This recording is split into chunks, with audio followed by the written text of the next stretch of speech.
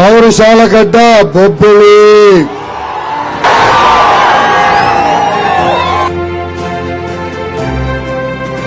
ఈ లోకేష్ తగ్గేదే లేదు.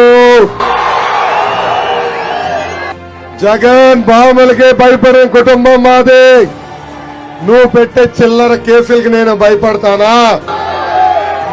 ఇక్కడున్న కార్యకర్తలందరికి పిలిపిస్తున్నా, 2 నెలలు కష్టపడండి.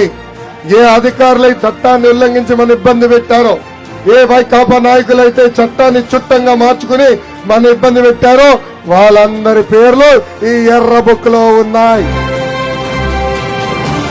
విజయనగరం జిల్లాని అభివృద్ధి చేసింది తెలుగుదేశం పార్టీ. ప్రజలందరూ ఒక్కసారి ఆలోచించాలి.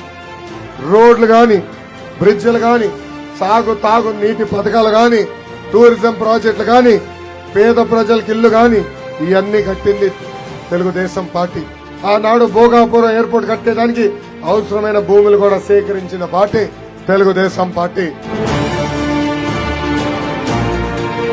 ఇంకా విశాఖ ఉక్కు అంటే ఆంధ్రుల హక్కు.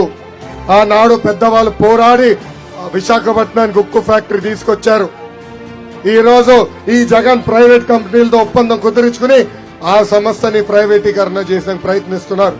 ఉత్తరాంధ్రకు నేను హామీ ఇస్తున్నా, 2 నెలల్లో తెలుగుదేశం జనసేన ప్రభుత్వం వస్తుంది. ఆ ఉక్కు ఫ్యాక్టరీ ప్రైవేటీకరణ జరగకుండా చేసే బాధ్యత నేను తీసుకుంటాను.